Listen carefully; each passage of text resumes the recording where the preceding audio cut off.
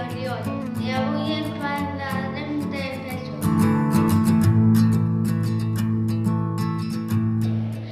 Els peixos són animals aquàtics.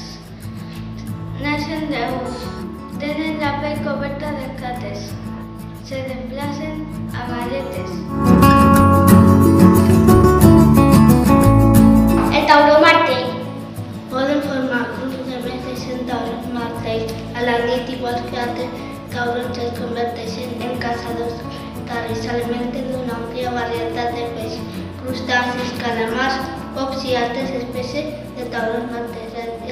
Entre ells alguns dels favorits i també se sap que mengen les seves pròpies cries.